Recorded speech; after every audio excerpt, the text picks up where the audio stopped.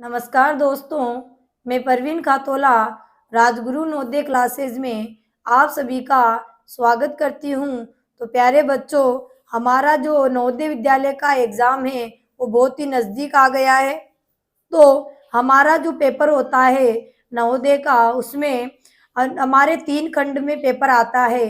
पहले खंड में हमारे मानसिक योग्यता परीक्षण के जो क्वेश्चन आते हैं वो 1 से 40 नंबर तक आते हैं। और जो हमारा खंड 2 यानी अनुभाग 2 होता है, उसमें 41 से लेकर 60 तक हमारे अंक गणित से संबंधित प्रश्न पूछे जाते हैं। और जो हमारा खंड 3 होता है वो हिंदी भाषा से संबंधित होता है, जिसमें 61 से लेकर 80 तक प्रश्न पूछे जाते हैं, यानी 20। तो आज हम चर्चा करेंगे अंक गणित, यानी जो 41 से लेकर 60 तक हमारे 20 क्वेश्चन जो अंक गणित से पूछे जाते हैं। तो सबसे पहले दोस्तों हम निर्देश पढ़ते हैं कि प्रश्न 41 से 60 तक प्रत्येक प्रश्न के लिए 4 संभावित उत्तर दिए गए हैं, जिन्हें ए, बी, सी और डी क्रमांक दिया गया है। इनमें से केवल एक ही उत्तर सही है। आपको सही उत्तर चुनकर उसकी क्रम संख्या उत्तर पुस्तिका में संबंधित प्रश्न संख्या के सामने दिए गए सही क्रमांक वाले गोले को काला करके उत्तर दे। ठीक है, जो भी आपको आंसर शीट मिलेगी, ओमार शीट वहां मिलेगी, तो जो भी आपका उत्तर आएगा उसी को आपको काला करना है। तो साथियों तैयार हो जाइए, हम क्लास स्टार्ट करते हैं। तो हमारा पहला प्रश्न है, तो वहां 41 से क्रम संख्या आपको मिलेगी, तो हम 41 ही बोलते ताकि आपको कंफ्यूजन नहीं हो बाद में। ठीक है, तो हमारा पहला प्रश्न है कि यदि दो सहभाज्य संख्याओं का गुणनफल 117 है तो उनका लघुत्तम समापवर्ती यानी एलसीएम क्या होगा। ठीक है, तो जब हमने पढ़ा था लसप और मसप की जो हमने प्रश्नावली पढ़ी थी, लघुत्तम समापवर्ती और महत्तम समापवर्ती, तो हमने जाना था कि दो सहभाज्य संख्याओं का जो गुणनफल होता है वो क्या होता है, उनके लघुत्तम समापवर्ती के बराबर होता है। क्या होता है, दो सहभाज्य संख्याओं का अगर हम लसक की बात करें तो उनका लसक क्या होता है, उनके गुणनफल के बराबर ही होता है। तो हमारे दो सहभाज्य संख्याओं का गुणनफल 117 दिया हुआ है, इसका मतलब उसका लघुत्तम समापवर्ती भी क्या होगा, हमारा 117 ही होगा। सीधी सी बात है। ठीक है, दो सहभाज्य संख्याओं का गुणनफल 117 है तो उनका लघुत्तम समापवर्ती भी क्या होगा, 117। तो यहाँ उल्टा पूछ लिया कि गुणनफल हमें दिया हुआ है, लसक पूछ लिया, तो बात तो वही हुई कि दो सहभाज्य संख्याओं का गुणनफल क्या होता है, यानी लघुत्तम समापवर्ती क्या होता है, उनके गुणनफल के बराबर। तो गुणनफल 117 है तो लघुत्तम समापवर्ती भी क्या होगा, 117 ही हमारा हो जाएगा। ठीक है, तो हमारा जो डी आंसर वो इसका बिल्कुल सही हो जाएगा। ठीक है, कुछ नहीं करना था, बस आपको समझना था कि क्या सवाल में पूछा गया है। तो अगले प्रश्न की ओर बढ़ते हैं हम। तो अगला प्रश्न है हमारा,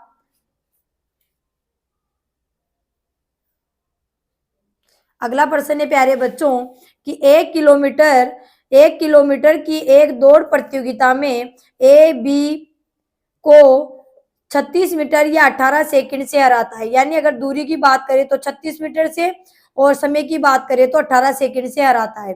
ए ने पूरी दूरी तय करने में कितना समय सेकंड में लिया, यानी सेकंड में आपको आंसर बताना है। ठीक है, तो दूरी कितनी थी, 1 किलोमीटर।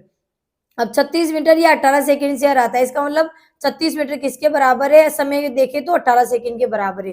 तो 1 किलोमीटर दूरी तय करने में कितना समय लगेगा। ठीक है, तो प्रश्न हल करते हैं प्यारे बच्चों।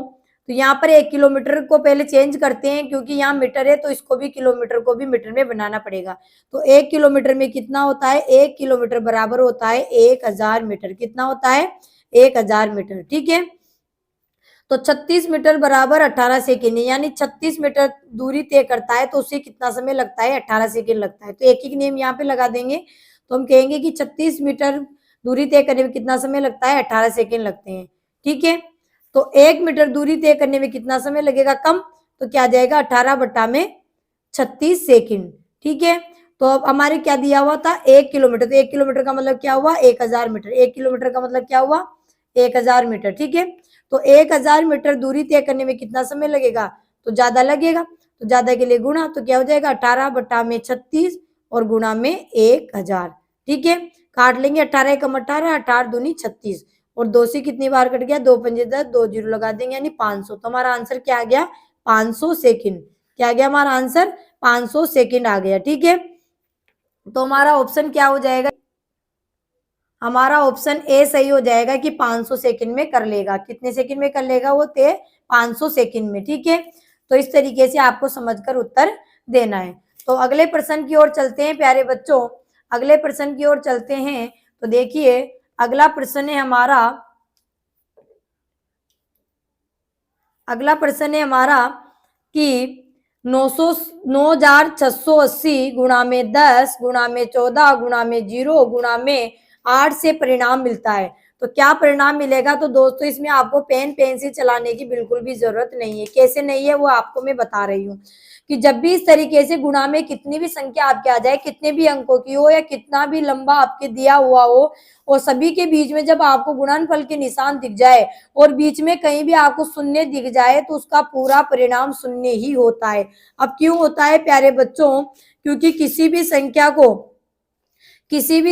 को जीरो से गुणा किया जाता है, किसी भी संख्या को जीरो से गुणा किया जाता है तो आंसर क्या आता है? हमारे जीरो ही आता है। तो जीरो को हम हिंदी में शून्य भी बोल सकते हैं, है ना, शून्य भी तो बोला जाता है ना भाई अंग्रेजी में जीरो, और गणित में इस तरीके से लिखेंगे और हिंदी में शून्य लिखा जाएगा। ठीक है, तो जब भी आपको इस प्रकार से प्रश्न पूछा जाए तो आपको गुणा करने की बिल्कुल भी जरूरत नहीं है, आप डायरेक्ट आंसर दे सकते हैं कि यहाँ पर बीच में आपको गुणा में कहीं भी आपको जीरो मिल जाए, चाहे वो दशमलव भी हो, कोई सी भी संख्या हो, दशमलव हो। ठीक है, तो आपके क्या हो जाएगा? जब गुणा में जीरो आपको कहीं भी दिख जाए इनके बीच में, गुणा की बात हो रही है केवल, अगर प्लस का निशान या भाग कुछ भी मिल जाए तब आपको ये काम नहीं करना है।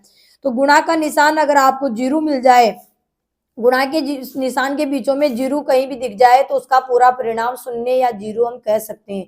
तो हमारा क्या हो जाएगा? डी हमारा इसका सही जवाब हो जाएगा प्यारे बच्चों। ठीक है, अगले प्रश्न की ओर बढ़ते हैं प्यारे बच्चों। तो अगला प्रश्न है हमारा, अगला प्रश्न है 44 कि यदि 4.75, अगला प्रश्न है हमारा कि यदि 4.75 गुणा में 0.7 बराबर 3.325 है तो 47.5 गुणा में 0.7 किसके बराबर होगा? ठीक है, तो प्रश्न नंबर हमारा 44 है। यहाँ पर दिया हुआ है कि 4.75 को जब हम 0.7 से गुणा करते हैं तो 3.325 आते हैं। ठीक है, तो हमें दिया हुआ है कि अगर हम 47.5 को 0.7 से गुणा करेंगे तो क्या आंसर आएगा? अब थोड़ी देर के लिए देखिए प्यारे बच्चों कि यहाँ पर दशमलव नहीं है तो ये 475 है और ये 7 है, तो ये भी 475 है और ये भी 7 है, तो गुणा करने पर इसका भी आंसर यही आएगा। यानी दशमलव नहीं मानते तो ये 3,325 ही हमारा आंसर आएगा। ठीक है, अब देखिए यहाँ पर दशमलव के बाद में कितने अंक थे? 2 तो इसमें थे, 1 यहाँ था, तो 3 अंक थे, तो हमने इसमें इकाई की तरफ से 3 अंक छोड़कर दशमलव लगा रखे। तो हमारे दशमलव के बाद कितने अंक है? एक तो ये रहा और एक ये रहा, 2 हो गए, तो हम कितने अंक छोड़कर दशमलव लगाएंगे? 2 अंक छोड़कर इकाई, तो 1 और 2 छोड़कर लगाएंगे तो हमारे क्या जाएगा? 33.25। क्या जाएगा? 33.25। तो बी हमारा क्या हो जाएगा प्यारे बच्चों? बी हमारा सही जवाब हो जाएगा 33.25। ठीक है, आगे बढ़ते हैं। तो अगला प्रश्न है हमारा, अगला प्रश्न है कि यदि 4,854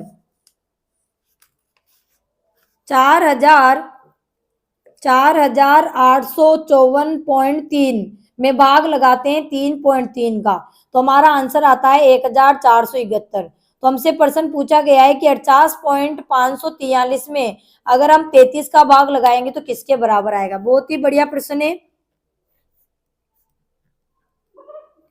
तो देखिए हमें प्रश्न दिया हुआ था 4,854.3 और उसमें अगर हम भाग लगाते हैं 3.3 का तो हमारा आंसर 1,471 आता है। ठीक है, तो हम इसको इस तरीके से भी लिख सकते हैं कि 4,854.3 और बटा में 3.3। ठीक है, तो यहाँ पर आंसर आता है 1,471। ठीक है, अब हमें दिया हुआ है यहाँ पर, हमें क्या दिया हुआ है यहाँ पर कि 48.543 और भाग देना है हमें 33 का। ठीक है, तो अब थोड़ी देर के लिए अगर हम इसका दशमलव नहीं मानते हैं तो ये दोनों संख्याएं सेम है, ऊपर वाली और नीचे वाली।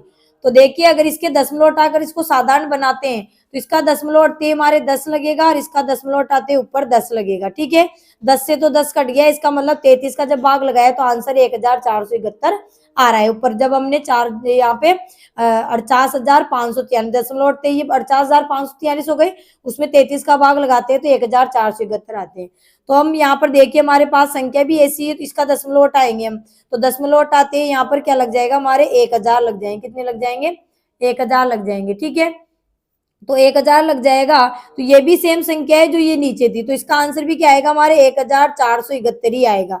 ठीक है, लेकिन हमारे बटा में क्या बचे हुए? 1000। यहाँ कुछ नहीं बचा था, यहाँ तो बचे हुए हमारे 1000। तो 1000 बचे हैं। तो प्यारे बच्चों, जब नीचे 1000 बच रहे हैं, हम दशमलव बनाएंगे तो नीचे 3 जीरो है, तो 3 अंकों के बाद हम दशमलव लगा देंगे इकाई की तरफ से। तो 1, 7 और 4, 3 अंक हो गए, और दशमलव और 1, तो क्या हो जाएगा हमारा 1,471। क्या हो जाएगा? 1,471। तो ए क्या हो जाएगा हमारा? सही जवाब हो जाएगा 1,471। इस तरीके से आपको करना है। अगर नहीं आता है आपको तो फिर आप इसका दशमलव हटाकर फिर आप भाग लगाकर आराम से कर सकते हैं, फिर वापस 3 अंकों के बाद दशमलव लगा सकते हैं।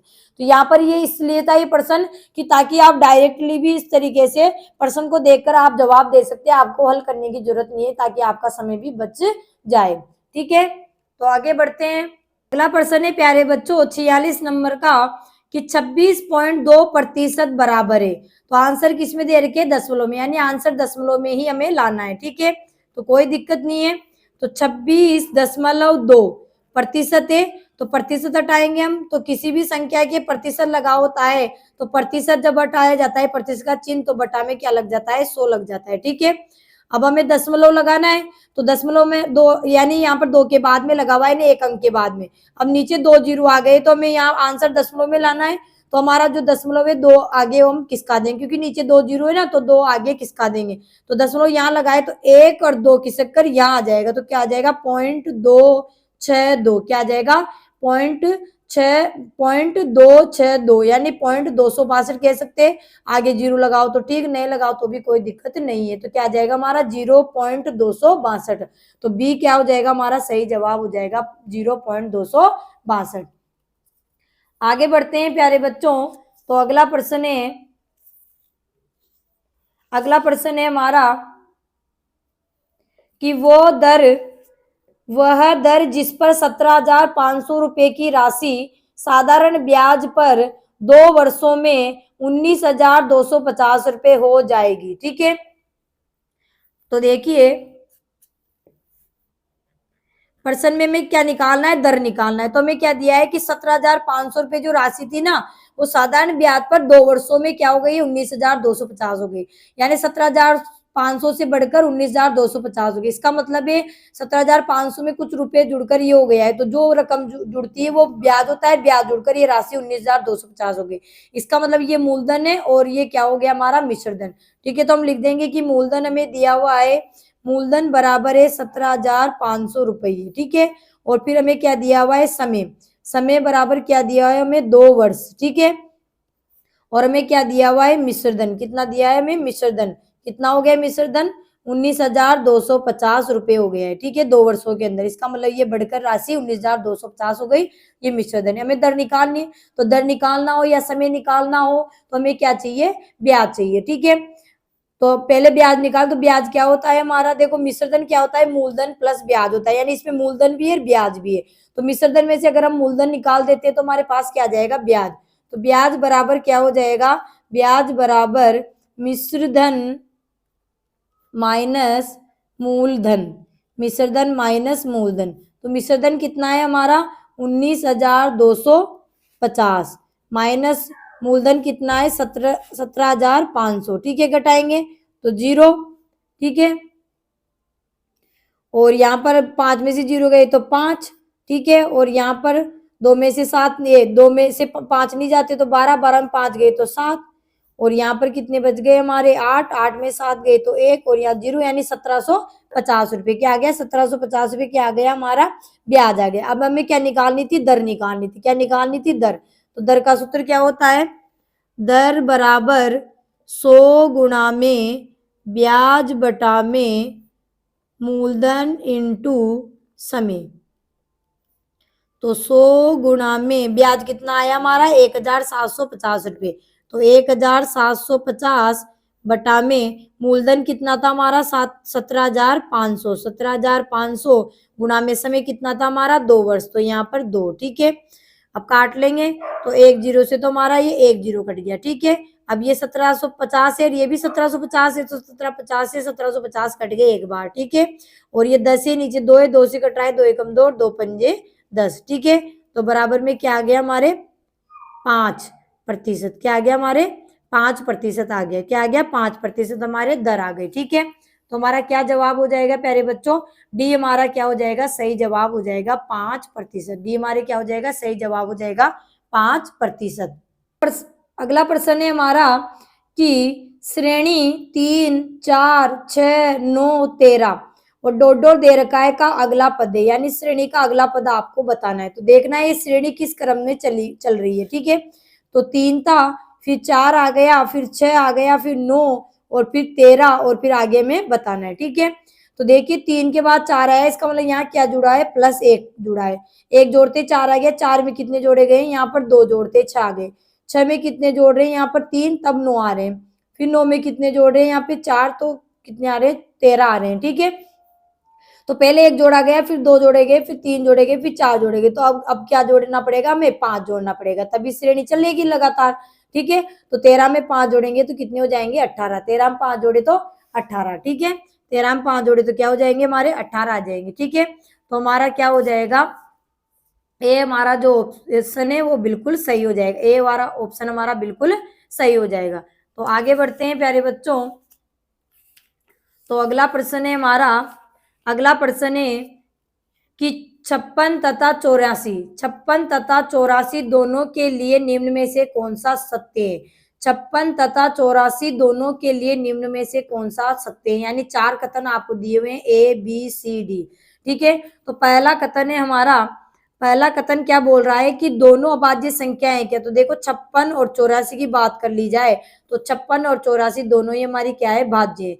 अभाज्य संख्या किसे कहते हैं प्यारे बच्चों, कि जिस संख्या में एक और स्वयं का ही भाग जाता है उसे हम क्या कहते हैं, अभाज्य संख्या कहते हैं। ठीक है, तो यहाँ पर तो 56 और 84 में ऐसे दिख रहा है कि 2 का जा रहा है, तो एक और स्वयं के अलावा एक और संख्या का आपको देखना है, और तो बहुत सारी का जाता ही है। तो हमें यहाँ से पता चल गया कि दोनों ही क्या है, ये तो भाज्य संख्या है। क्या, कौन संख्या है, भाज्य। ठीक है, तो ए वाला जो कथन था वो तो क्या हो गया, हमारा गलत हो गया। ठीक है, चलिए अगला था कि दोनों सहभाज्य संख्या है क्या। तो दोनों सहभाज्य, देखो 2 का भाग जा रहा है इनमें। ठीक है, और 4 का भी भाग जा रहा है, तो ये सहभाज्य तो नहीं होगी। सहभाज्य संख्या किसे कहते हैं, जिनके क्या होते हैं, जिन दो संख्याओं का मसा 1 होता है। जिन 2 संख्याओं का मसा 1 होगा उसे हम सहभाज्य कहते हैं। तो इनका मसा तो 1 नहीं आएगा, क्यों नहीं आएगा, क्योंकि यहाँ 2 का जा रहा है, 4 का मतलब जोड़ा तो बनेगा, तो ये सहभाज्य भी नहीं। तो बी कथन भी हमारा क्या हो गया, गलत हो गया। अगला था सी वाला कि दोनों 14 के गुणज है क्या। तो गुणज का मतलब गुणा करके देखते हैं, यानी 14 का भाग जाता ही नहीं जाता, गुणज का मतलब यही है। तो 14 चौक 56 होते हैं और 14 छिक्की 84। ठीक है, तो 14 का भाग दोनों में जा रहा है, यानी 14 के गुणज है। जब गुणज लिखेंगे तो 56 और 84 दोनों ही आएंगे, इसका मतलब सी वाला हमारा सही है। डी वाले को भी देखते हैं कि दोनों विषम संख्याएं हैं क्या। तो दोनों विषम नहीं है। विषम संख्या किसे कहते हैं, जिसका इकाई का अंक क्या होना चाहिए, विषम संख्या किसे कहते हैं, जिसका इकाई-अंक 1, 3, 5, 7 और 9 आए, तो वो क्या होती है, विषम होती है। क्या होती है, विषम। और जिस संख्या का इकाई-अंक क्या है, 0, 2, 4, 6, 8 हो, तो वो क्या होती है, हमारी सम होती है। तो यहाँ पर बात की गई थी कि दोनों विषम संख्या है क्या, तो दोनों विषम नहीं है, दोनों तो सम है। तो फिर डी भी हमारा गलत हो जाएगा। तो सही क्या हो जाएगा प्यारे बच्चों, सी हमारा सही ऑप्शन हो जाएगा कि दोनों क्या है, 14 के गुणज है। 14 दोनों क्या है, 14 के गुणज है। तो अगला प्रश्न है हमारा कि राम ने एक पुस्तक 178.50 रुपए में एवं 248.25 रुपए की दवाइयां खरीदकर 500 रुपए का नोट दुकानदार को दिया। उसको लौटाई गई शेष राशि है। तो दुकानदार कितने रुपये लौटाएगा। तो पहले तो हमें क्या करना है कि पुस्तक और दवाइयां कितने रुपए की आई उनको हम जोड़ लेंगे। ठीक है, तो देखिए 178.50 रुपये की तो क्या आई है, हमारे पुस्तक आई है। ठीक है, ये पुस्तक हो गई। और 248.25 रुपए की क्या आई है, हमारे दवाइयाँ। ठीक है, तो हम पहले टोटल कर लेंगे कि कितने रुपए का हमने सामान खरीदा है। ठीक है, तो दोनों को क्या कर देंगे, जोड़ देंगे। तो 5 के 5, 5 और 2 7, 8 8 16, हासिल का 1, 7 और 4 11 और 1 12, हासिल का 1, और 2 और 1 3 और 1 4, यानी 426.75 के तो हमने क्या खरीद लिए, पुस्तक और दवाइयां। अब दुकानदार को कितने का नोट दिया था, 500 रुपए का नोट दिया था, ठीक है। तो 500 रुपए में से हमने जो इतने के पैसे के सामान खरीदे हैं, जितने रुपए के, उनको घटा लेंगे। तो 500 रुपए तो पूर्ण संख्या आ रही है, दशमलव है, तो 500 को भी हम रुपए पैसे में लिख देंगे, यानी 500.00, यानी 500 रुपए 00 पैसे। तो पॉइंट के नीचे पॉइंट, फिर पॉइंट के बाद में हमारे 75 पैसे, और पॉइंट से पहले हमारे 426, तो ये 426, ठीक है। ये लिख दिए रुपये, और ये हो गए रुपये, ठीक है। अब क्या कर लेना है, घटा लेना है, ठीक है। तो घटाएंगे, तो देखिए यहाँ 0 में से 5 जाए तो उधार लेंगे, इसके पास नहीं, इसके पास नहीं, इसका तो 5 से लेना पड़ेगा, 5 से इसको देंगे तो ये हो गया 10, और 10 से ये उधार लेगा तो यहाँ हो गए 10, और यहाँ रह गए 9, फिर 10 से ये उधार लेगा तो यहाँ रह गए 9, और यहाँ हो गए 10, फिर 10 से आते ये उधार लेगा तो यहाँ रह गए 9, और यहाँ हो गए 10। तो 10 में से 5 गए तो कितने बच गए, 5, और 9 में से 7 गए तो कितने बच गए, 2, ठीक है। दशमलव के नीचे दशमलव, 9 में से 6 गए तो कितने बच गए, 3, और 9 में से 2 गए तो कितने बच गए, 7, ठीक है। और यहाँ 5 में से 1 उधार ले तो यहाँ कितने रह गए, 4, तो 4 में से 4 गए तो 0। तो कितने पैसे देगा दुकानदार वापस उसको, लौटाई गई राशि क्या है, 73.25 रुपए। क्या जाएगा, 73.25 रुपए। तो डी हमारा क्या हो जाएगा, सही जवाब हो जाएगा 73.25 रुपये। अगला प्रश्न है हमारा कि निम्न आकृति का क्षेत्रफल क्या है। इस प्रकार की आकृति आपको दिख रही है, इसका क्षेत्रफल निकालना है। तो ऐसी आकृति का तो कोई सूत्र नहीं होता क्षेत्रफल निकालने का, तो फिर क्या करना पड़ेगा हमें, या तो इनको वर्गों में या आयतों में बांटना पड़ेगा, ठीक है। तो हम इस आकृति को टुकड़ों में बांटकर आराम से निकालें, क्योंकि इसकी सारी भुजाओं की लंबाई में दी हुई है। जैसे ये 6 है, यहाँ से लेकर यहाँ तक 6 है, और यहाँ से लेकर यहाँ तक 12 है, यहाँ से लेकर यहाँ तक 20 दी हुई है, और यहाँ से यहाँ तक 4 दी हुई है, और मी लिखा है, इसका मतलब मिलीमीटर में। और यहाँ से लेकर यहाँ तक 6 मिलीमीटर है, यहाँ से लेकर यहाँ तक 6 मिलीमीटर है, और यहाँ से यहाँ तक 2 मिलीमीटर है, और यहाँ से लेकर यहाँ तक 16 मिलीमीटर है, और यहाँ से लेकर यहाँ तक हमारी 16 मिलीमीटर है, और यहाँ से यहाँ तक हमारी 10 मिलीमीटर है, और यहाँ से यहाँ तक 6 मिलीमीटर है, और यहाँ से यहाँ तक 8 मिलीमीटर है, और यहाँ से यहाँ 6 हो गया। यानी सभी भुजाओं की लंबाई हमें दी हुई है, ठीक है। तो कोई दिक्कत नहीं, तो हम इसको बांटेंगे। तो हम इस तरीके से एक तो यहाँ से हम डॉट डॉट लगाकर इसको बांट लेंगे।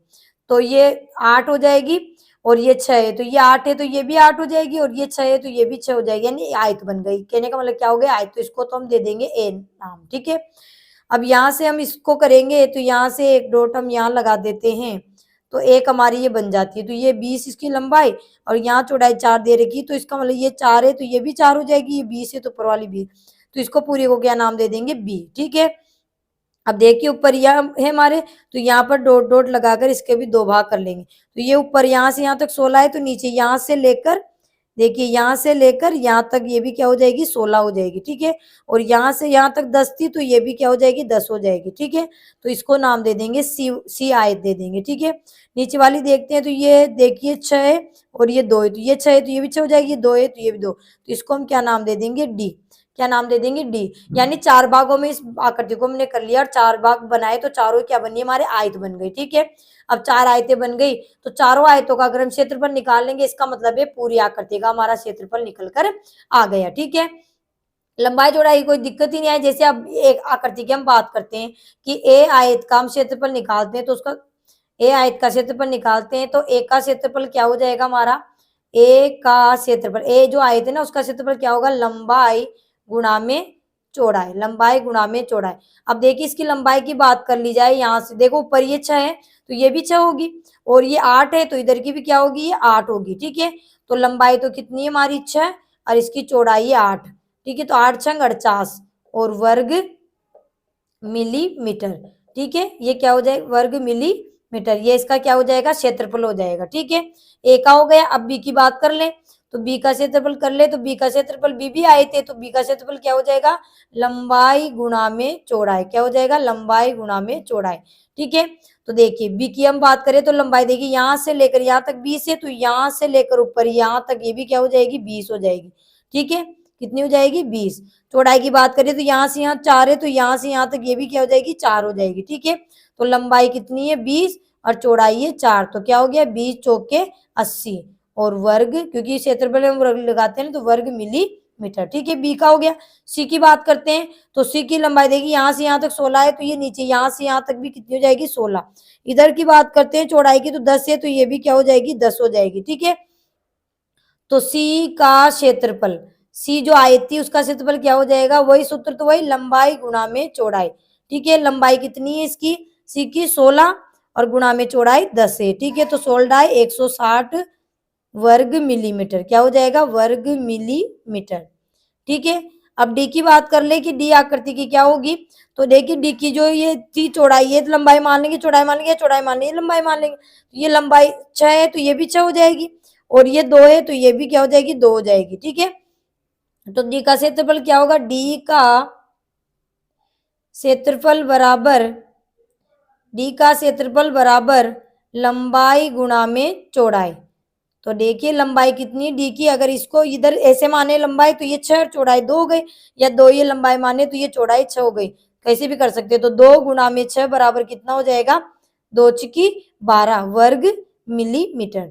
अब चारों जो ABCD 4 भागों में हमने बांटा था इस आकृति को, यानी 4 आयतें बनाई थी, तो चारों का क्षेत्रफल हमारे पास आ गया। तो हमें कुल क्षेत्रफल निकालना है, इस पूरी आकृति का निकालना है, तो हम क्या कर देंगे, चारों को जोड़ देंगे। तो एक का आया था हमारे 48 और बी का आया था हमारा 80 और सी का आया था 160 और डी का आया था 12।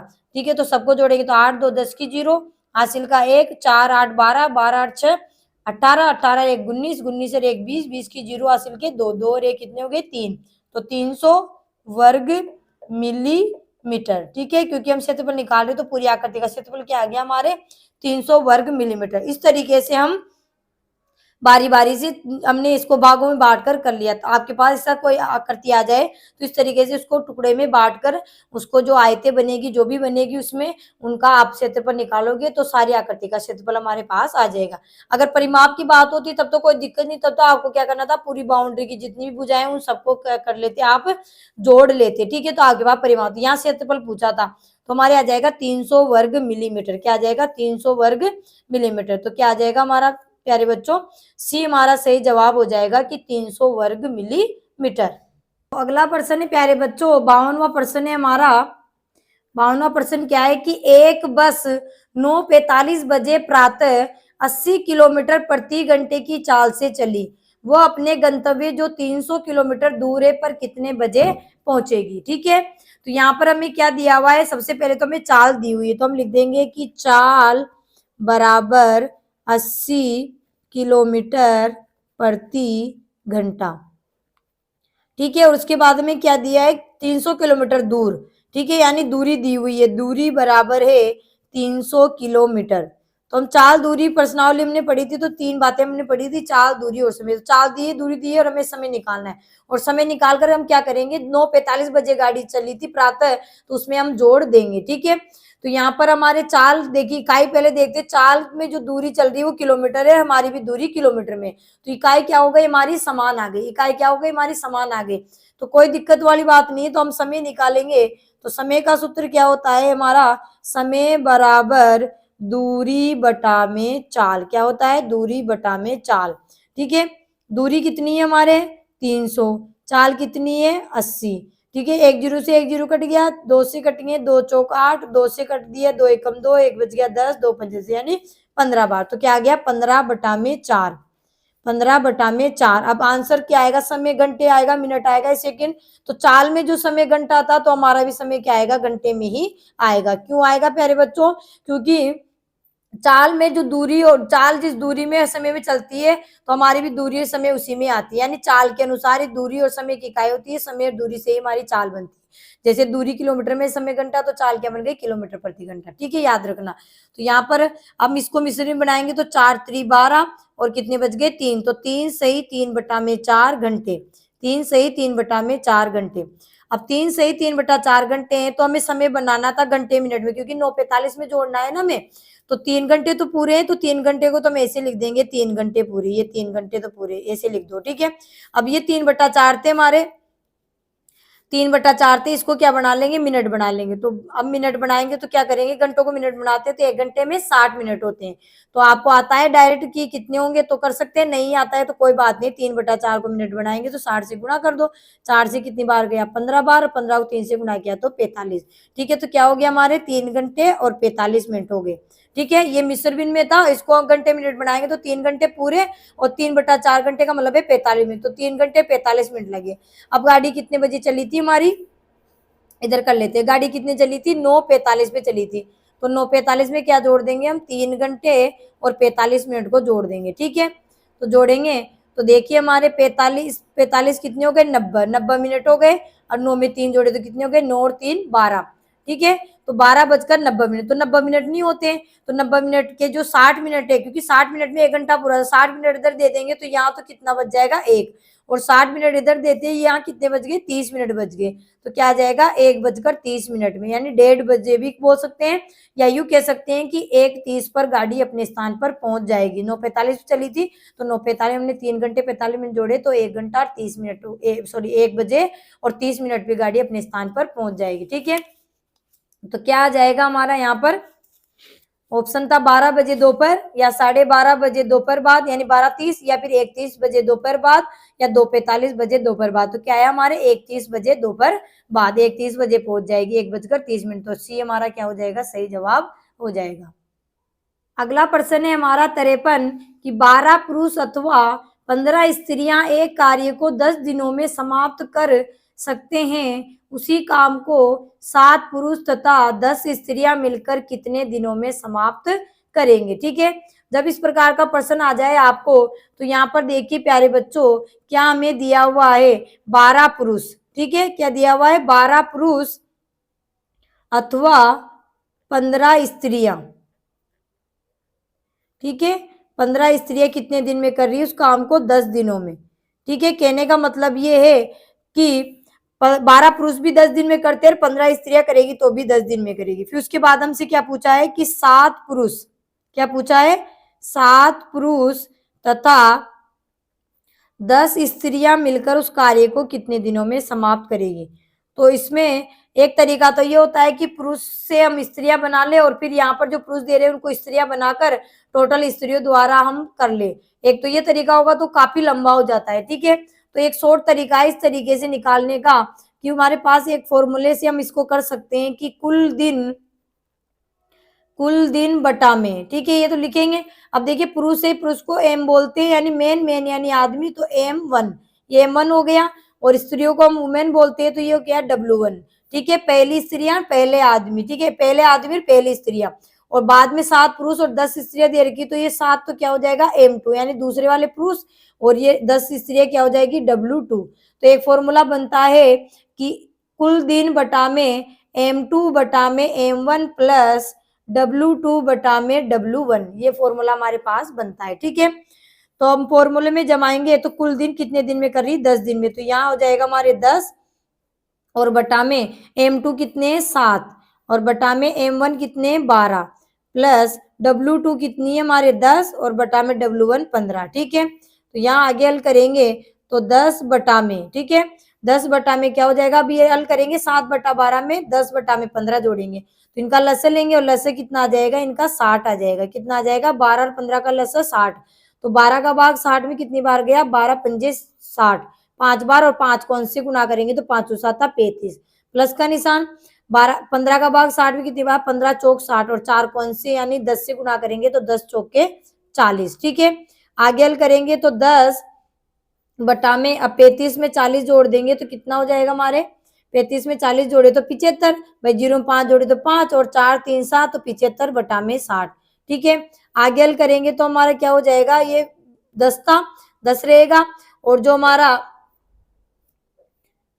हमारा इस तरीके से 75 बटा 60 था, जब उसको ऊपर लेंगे तो क्या हो जाएगा, 60 बटा में 75। ठीक है, काटेंगे तो 5 से कट रहे हैं, 5 एकम 5, 2 बच गए, 5 25, 15 बार, 5 से 2 बार, 5 दूनी 10, 15 से कट रहा है, डायरेक्ट काट लेंगे, 15 एकम 15, 15 चौके 60, तो क्या हो गया, 4 दूनी 8, तो 8 नीचे एक का कोई मतलब नहीं है, 8 दिन में समाप्त कर ले, क्या कर लेगी, 8 दिन में। तो जब भी आपको इस तरीके से समय निकालने की बात आए तो आपको क्या कर लेना है, इस तरीके से पहले वाला पुरुष हो या स्त्री आदमी जो भी दिया हुआ है, पहले को M1 दूसरा W1, नीचे वाला M2 और ये W2, ठीक है। और सूत्र बन जाएगा आपके कुल दिन बटा में M2 बटा में M1 प्लस W2 बटा में W1। और इस तरीके से आप हल करोगे तो 10 बटा में जमा दिया, अब 7 बटा 12 प्लस 10 बटा 15 जो भिन्न थी उनको जोड़ा तो 75 बटा 60 आ गया। 75 बटा 60 बटा में था, जब ऊपर गया तो इसका गुणात्मक प्रतिलोम कह सकते हैं, या आप कह सकते हैं कि उल्टा हो जाएगा, भिन्न उल्टी हो जाएगी, यानी 60 बटा 75। तो हमारे ये कट गया, तो आंसर आ गया 8 दिन, ठीक है। तो क्या हो जाएगा हमारा आंसर, डी हमारा क्या हो जाएगा, सही जवाब हो जाएगा। डी हमारा क्या हो जाएगा, सही जवाब हो जाएगा। अगला प्रश्न है हमारा 54 कि एक पानी की टंकी जिसकी पूरी भरी होने पर धारिता 36 किलो लीटर है, ठीक है, यानी पूरी भरने या क्षमता कह सकते हैं, धारिता कह सकते हैं, 36 किलो लीटर पानी उसमें आता है। आधी भरी है, कितनी भरी, आधी, आधी का मतलब 1/2 भरी हुई है, आधी ये कह सकते हैं, या बटा में 2 का भाग लगा दो, 1/2 कह दो, सीधी सी बात है। यदि इसमें से 1/3 भाग पानी निकाल लिया गया हो तो और कितना पानी किलो लीटर में, बोला है किलो लीटर में डालने पर वो पूरा भर जाएगी। तो पूरा कब भरती, 36। तो पहले तो हम निकालते कि कितना भी, तो कुल क्षमता तो कितनी है उसकी, यानी कुल पानी, या कह सकते हैं कुल क्षमता कह सकते हैं, कुल धारिता कह सकते हैं, कुल क्षमता कितनी है 36 किलो लीटर की। 36 किलो लीटर पानी उसमें आता है, किसमें, टंकी में, ठीक है। अभी क्या हुई है, भरी कितनी है, भरी बराबर है वो आधी, तो आधी का मतलब क्या हुआ, 36 का क्या निकाल लेंगे, 1/2, या 36 में 2 का भाग लगा देंगे, दोनों बात एक ही हो जाएगी, ठीक है। तो आधी भरी हुई है, इसका मतलब 36 का मतलब गुणा 1/2, या यहाँ पे डायरेक्ट कर सकते हो कि 36 का आधा कितना होगा, 18 होगा, तो 2 से कितनी बार, 18 बार, ठीक है। तो 18 किलो लीटर पानी अभी उसमें भरा हुआ है, कितना पानी भरा हुआ है, 18 किलो लीटर, ठीक है। सीधी सी तीनों में एक बात कर सकते हैं, आधी का मतलब है बटा में 2 का भाग लगा दो, और आधा आपको आता है डायरेक्ट, आप बता सकते हैं भाई 36 की आधी भरी है, इसका मतलब 18 किलो लीटर पानी भरा है, मैंने आपको लिख दिया, आधा नहीं आया, 3/4 भरी हुई है, 2/5 भाग भरी हुई, कितना भी भरा आ सकता है। तो आधे का मतलब 1/3 चौथाई भरी, यानी 3/4, तो जो भी दिया है वो है आपको कर लेना है। तो आधी भरी है, इसका मतलब आप डायरेक्ट भी कर सकते हैं कि 18 लीटर पानी भरा है, या आप ऐसे निकाल सकते हैं कि 36 का 1/2 निकाल लो, तो आधा कितना हो गया, 18 किलो। अब क्या हुआ, इसमें से कितना पानी निकाला, तो पानी निकाला बराबर 1/3 भाग पानी निकाले, तो 18 लीटर पानी तो था, और इसमें से भी क्या निकाल लिया, 1/3, तो 18 का क्या निकाल लेंगे, 1/3, तो 3 से एक बार, 3 6 18, तो कितना हो गया 6, यानी 6 किलो लीटर पानी फिर निकाल लिया गया, ठीक है। तो बोल रहा है कि और कितना पानी डाले कि वो पूरा भर जाए, तो अब कितना शेष बच गया, तो शेष पानी बराबर कितना बच गया, 18 तो भरी हुई थी, उसमें से 6 लीटर और निकाल लिया, 6 किलो लीटर और निकाल लिया, तो 18 में से 6 गए तो कितने बच गए, 12, यानी 12 किलो लीटर पानी उसमें से क्या कर लिया, निकाल लिया गया। तो अब बोला जा रहा है कि कितना पानी डाला जाए कि पूरी भर जाए, तो पूरी कितने में भरती है, 36 में, पूरी कितने में भरती है, 36 में, ठीक है। तो क्या कर लेंगे, हम घटा लेंगे, ठीक है। तो 36 में से हम क्या घटा लेंगे, 12 को घटा लेंगे, तो कितना हो गया, 6 में से 2 गए 4, 3 में से 1 गया तो 2, यानी 24 किलो लीटर पानी इसमें डाल देंगे, तो ये टंकी वापस कितनी भर जाएगी, 36 भर जाएगी। ये तो बोला गया है कि कितना बच गया था हमारे, सबसे पहले बात कही गई थी कि टंकी कितने में भरती है, हमारी टंकी भरती है 36 में, ठीक है। तो यहाँ पर आधी भरी, तो आधी का मतलब क्या हुआ, 18 किलो लीटर। फिर कहा गया है कि उसमें से 1/3 भाग पानी निकाले, तो 18 का 1/3 क्या हुआ, 6 किलो लीटर। 6 किलो लीटर पानी निकालते क्या हो गया, टंकी में कितना पानी रह गया, 18 तो भरी थी, 18 में से 6 और निकाल लिया, तो 12 किलो लीटर। अब इसमें यहाँ कहा गया है कि टंकी में कितना पानी डाला जाए वापस की वो पूरी भर जाए, तो पूरी 36 में भरती है, तो 36 में से हम क्या घटा लेंगे, 12 घटा लेंगे, तो कितना आ जाएगा हमारे 24, यानी 24 किलो लीटर पानी डालते टंकी वापस भर जाएगी, ठीक है। तो हमारा क्या आ जाएगा, किलो लीटर यहाँ दे रखा है, तो केवल आंसर बताना है, तो ए ऑप्शन हमारा सही हो जाएगा कि 24 किलो लीटर पानी डालते टंकी पूरी भर जाएगी। अगला प्रश्न है हमारा 55 कि यदि बिस्किटों के 12 पैकेटों का मूल्य 240 रुपए है तो बिस्किटों के 8 पैकेटों का मूल्य होगा। तो जब एक जैसी चीज हमें 2 बार दी होती, जैसे यहाँ पैकेट है, यहाँ पैकेट है, तो जब भी इस प्रकार 2 चीजें एक जैसी दे दी जाए तो वहां हम एक एक नियम लगा देते हैं, ठीक है। तो यहाँ हम एक एक नियम लगा देंगे, ठीक है। तो 12 पैकेटों का मूल्य 240 है, तो 8 पैकेटों का मूल्य निकालना है, तो हम कहेंगे कि चूंकि 12 पैकेटों का मूल्य कितना है, 240 रुपए, तो एक एक नियम में एक का निकाल लेंगे, तो इसलिए एक पैकेट का मूल्य क्या हो जाएगा, कम हो जाएगा। एक पैकेट बराबर कम, कम के लिए क्या करते हैं, भाग। तो 240 में किसका भाग लगा देंगे, 12 का। तो एक पैकेट का मूल्य क्या हो गया, 240 बटा में 12 रुपए। इसलिए में कितने पैकेट को निकालना है, 8 पैकेट। तो 8 पैकेट का मूल्य क्या होगा, ज्यादा, और ज्यादा के लिए क्या करते हैं, गुणा। तो 240 बटा में 12 गुणा में 8, ठीक है। और रुपए में आएगा, देखो इधर पैकेट पैकेट पैकेट, रुपए रुपए, ये भी काय आपको ध्यान रखनी है, ठीक है। तो काटेंगे, 12 से कट रहा है, 12 कम 12, 12 से 2 बार और भाग टूट गई 0, 20 बार। 20 को 8 से गुणा करेंगे तो कितना आ जाएगा, 160 रुपए। तो क्या आ जाएगा, 8 पैकेटों का मूल्य कितना आ जाएगा, 160 रुपये। क्या आ जाएगा, 160 रुपये। तो ए हमारा क्या हो जाएगा, सही जवाब हो जाएगा 160 रुपये। अगला प्रश्न है हमारा कि राम को परीक्षा में शाम से 8 अंक अधिक मिले, अनिल को उसी परीक्षा में राम से 4 अंक अधिक मिले। यदि तीनों को मिलाकर कुल 128 अंक मिले हो तो राम को मिलने वाला अंक है, ठीक है। तो इस प्रकार का जब आपको प्रश्न आए तो जिसका नाम 2 बार दिया होता है उसको हम क्या करते हैं, उसका हम x मानकर चलते हैं, ठीक है, चाहे वो किसी का भी अंक पूछे। तो यहाँ पर राम है, फिर श्याम है, फिर अनिल है और फिर राम है। तो राम का नाम 2 बार आया है तो हम राम का मानकर चलेंगे, ठीक है। तो यहाँ पर हम लिख देंगे, ये लिख देंगे राम, और इधर लिख देंगे हम श्याम, और इधर लिख देंगे हम अनिल, ठीक है। अब इसमें से हम राम को मानेंगे तो राम का अंक कितना है हमारा, 1 से, ठीक है। हमने मान लिया कि माना कि राम के अंक कितने हैं, 1 से, या फिर यहाँ लिख सकते हैं आराम से कि माना कि राम के अंक बराबर 1 से, ठीक है। अब पहली लाइन पढ़िए कि राम को परीक्षा में शाम से 8 अंक अधिक मिले। राम को क्या मिले, शाम से अधिक मिले हैं 8 अंक। तो राम के तो हमने मान ही लिए, तो फिर राम को इससे 8 अंक अधिक मिले, इसका मतलब शाम को 8 अंक कम मिले होंगे। इस तरीके से आपको प्रश्न को समझना है, क्योंकि अधिकतर बार क्या आता है कि इसको ज्यादा और इसको कम मिलते हैं इधर वाले को, लेकिन ये प्रश्न वही था, लेकिन थोड़ा सा क्या है, थोड़ा सा हट करे प्रश्न, दोनों जगह अधिक अधिक दे दिए। तो क्या दिया है यहाँ पर कि राम को क्या हुए, शाम से 8 अंक अधिक मिले। अब शाम के तो अंक ही नहीं है, तो यहाँ पर 8 जोड़ दे, ऐसा तो कर ही नहीं सकते। तो फिर हम क्या कहेंगे कि राम को क्या कहा था कि राम को परीक्षा में शाम से 8 अंक अधिक मिले। तो राम के अगर 1 से, तो इसका मतलब शाम को 8 अंक कम मिले। तो फिर यहाँ क्या बन जाएगा, x माइनस 8, क्योंकि राम के 1 से तो शाम के x माइनस 8 हो जाएंगे, तभी इसके 8 ज्यादा होंगे। फिर अगली लाइन क्या बोला था कि अनिल को उसी परीक्षा में राम से 4 अंक अधिक मिले। किसको, अनिल को, किससे, राम से 4 अंक अधिक मिले, किसको, अनिल को। तो राम के 1 से तो अनिल के क्या हो जाएंगे, x प्लस 4, ठीक है। और तीनों के मिलाकर कुल अंक है 128, तो तीनों के अंक हम जोड़ देंगे तो हमें x का मान मिल जाएगा, x का आ जाएगा। तो फिर हमारे पास राम, श्याम, अनिल तीनों का आ जाएगा। तो यहाँ पर हम क्या लिखेंगे कि ये तो x माइनस 8 तो श्याम, प्लस x राम, और प्लस x प्लस 4 किसके, अनिल के। तीनों के मिलाकर कितने अंक है, 128 अंक, ठीक है। अब ये x प्लस का, ये प्लस का, ये प्लस का, तो x x कितने हो गए, 3x। ये माइनस के 8 है, प्लस के 4 है, एक प्लस का और एक माइनस का हो तो घटती है संख्या। तो 8 में से 4 गए तो 4 बचेंगे, लेकिन निशान किसका आएगा, बढ़ेगा, क्योंकि माइनस 8 है, बढ़े, ठीक है। तो ये माइनस 4 बचेगा और बराबर में 128, ठीक है। तो 3x बराबर, अब माइनस 4 को इधर लेके जाएंगे तो प्लस के हो जाएंगे, तो क्या हो जाएगा, 128 प्लस 4, ठीक है। तो कितना हो जाएगा, 3x बराबर 132। x का मान हमें निकालना है, तो x यहाँ रह जाएगा, तो 132 बटा में 3, ठीक है। 3 गुणा में, तो यहाँ भाग में 3 से 3 चौक 12, और यहाँ पर 1 बच गया, तो 3 चौक 12। तो x का मान कितना आ गया हमारे, 44 आ गया। अब x किसको माना था हमने, x किसको माना था, राम को माना था। तो राम के अंक कितने आ गए हमारे, देखो यहाँ इधर अलग अलग से लिख सकते हैं कि राम के हमने क्या माने थे, x माने, तो राम के तो आ गए हमारे 44। और श्याम के कितना माना था हमने, श्याम का माना था x माइनस 8, तो यहाँ पर 44 माइनस 8 कर देंगे, ठीक है। तो कितना आ जाएगा हमारे 36, ठीक है।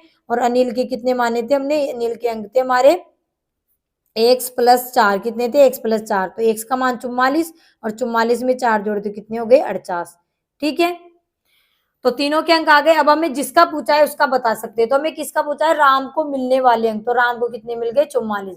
देखो राम क्या, यहाँ लिख दो आराम से, ये 44 है, इसके हो गए 48 और इसके हो गए 36। तो गए ना, राम को इससे 8 अंक ज्यादा मिले कि नहीं मिले, और अनिल को राम से 4 अंक अधिक मिले कि नहीं मिले। तो इस तरीके से हम जांच भी कर सकते हैं। तो बिल्कुल सही आ गया। तो हमें अब जिसका पूछा है उसका जवाब देना है, ठीक है। तो हमारे आंसर है 36, 44, 48, 54, ठीक है। तो 36 भी हमारा आंसर आ रहा था, 48 भी, 44, तीनों के अंक देंगे आपको, लेकिन जिसका पूछा है आपको उसका बताना। तो हमें किसका पूछा था, राम का। तो राम के अंक कितने आ जाएंगे हमारे, 44। तो बी हमारा क्या हो जाएगा, सही जवाब हो जाएगा। तो अगला प्रश्न है हमारा कि नीचे दिए गए दंड चार्ट जो कि श्याम द्वारा ऐसे 1 परीक्षा में विभिन्न विषयों में 100 अंकों में से, यानी पूर्णांक 100 का था हर विषय का, तो विभिन्न विषयों में 100 अंकों में से प्राप्त अंकों को दर्शाता है, का अध्ययन कीजिए।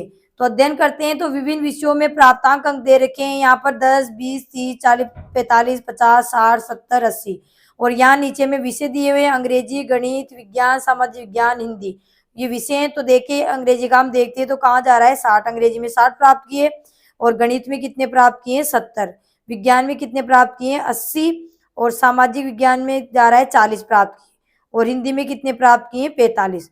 तो प्रश्न हमें पूछा गया है कि श्याम का विज्ञान में प्रतिशत अंक है, विज्ञान का प्रतिशत अंक बताना है। तो जिसका भी प्रतिशत बताया जाता है उसको हम ऊपर लिखते हैं, कुल कहाँ लिखते हैं, नीचे। तो विज्ञान के अंकों का प्रतिशत निकालना है, विज्ञान का प्रतिशत, कि विज्ञान में कितने प्रतिशत अंक उसको प्राप्त हुए, ठीक है। तो विज्ञान का देखते हैं, विज्ञान में कितने प्राप्त हुए हैं, उसको 80। तो 80 तो लिख देंगे ऊपर, और बटा में अब कितने में था, यहाँ दिया था ना कि ऐसे परीक्षा विभिन्न विषयों में 100 अंकों में से प्राप्त हुए, तो पूर्णांक कितने का था, 100, और गुणा प्रतिशत निकालना है तो प्रतिशत के लिए गुणा में 100, तो 100 से 100 कट गया तो कितना आ जाएगा, 80%। 80% अंक उसको विज्ञान में है। तो 100 का किसी के साथ हमने प्रतिशत निकालना आपको बताया था कि 100 का प्रतिशत कितना भी निकाले वही आता है, जैसे 50%, 50, 65 निकालो 65, 72 निकालो तो 72। तो क्या आ जाएगा, विज्ञान के प्रतिशत अंक कितने आ जाएंगे, 80%। तो बी हमारा क्या हो जाएगा, सही जवाब हो जाएगा। अगला प्रश्न है कि एक गैराज में सोमवार से शुक्रवार तक जितनी कारें धुलाई तथा रिपेयर के लिए आई को नीचे दिए गए चित्रालेख में दर्शाया गया है। तो यहाँ नीचे हमें दिया है दिन, और यहाँ गैराज में कारों की संख्या। चित्रालेख किसे कहते हैं, जिसमें चित्रों द्वारा दर्शाया जाता है, ठीक है। तो सोमवार को 3 कारों के चित्र बना रखे, मंगलवार में 4 कारों के चित्र बना रखे, बुधवार में 1, 2, 3, 4, 1, 2, 3, 4, 5, 6, और गुरुवार को 1, 2 कारों का चित्र है, और शुक्रवार को 1, 2, 3, 4, 5, 6, 7। और यहाँ बोला है कि जहां ये कार के चित्र बराबर 100 कारों को दर्शाता है, ठीक है। तो हमसे प्रश्न पूछा गया है,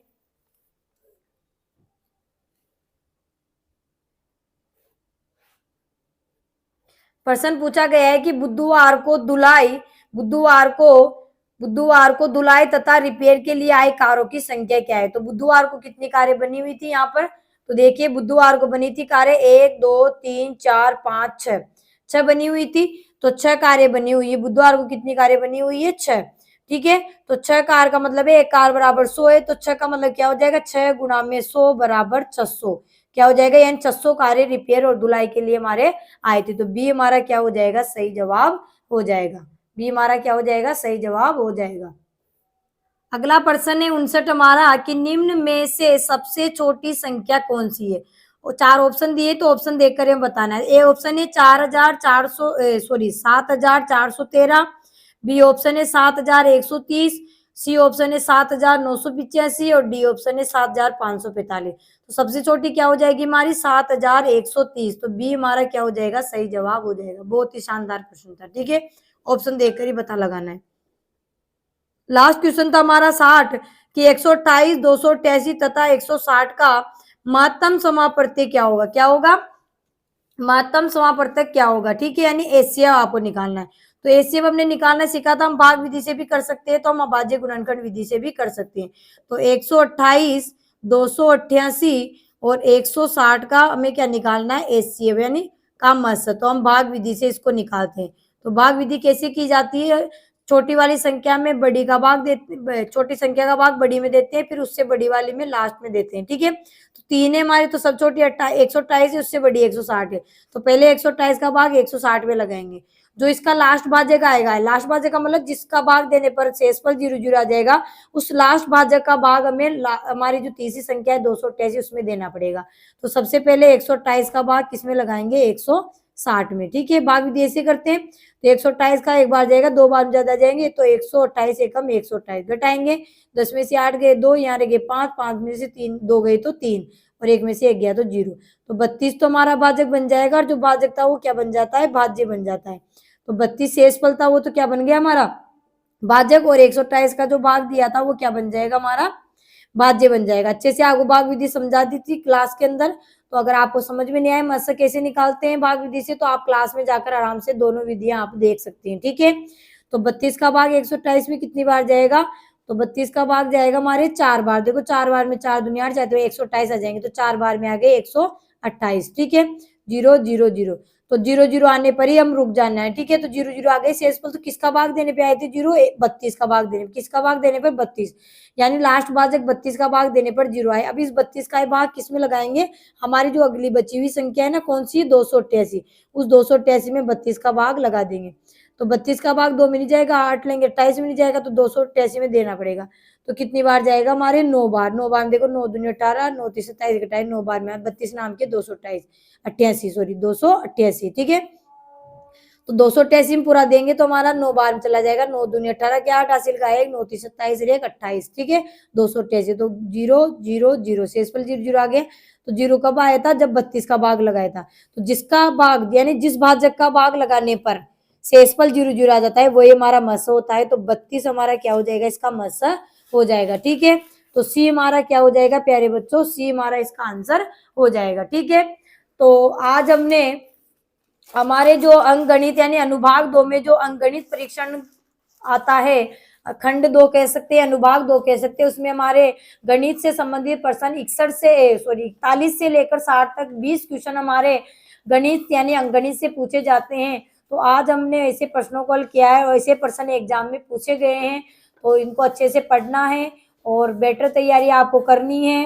तो मेरी तरफ से आपको एडवांस में ही बेस्ट ऑफ लक, आप परीक्षा में सफल हो ऐसी मेरी कामना है। तो अब 2-3 दिन और बाकी रहे, तो आपके पास 2-3 दिन लगातार क्लास मिलेगी आपको, तो वीडियो को पूरा देखिएगा। तो तब तक के लिए धन्यवाद, जय हिंद जय भारत, मिलेंगे नेक्स्ट वीडियो में।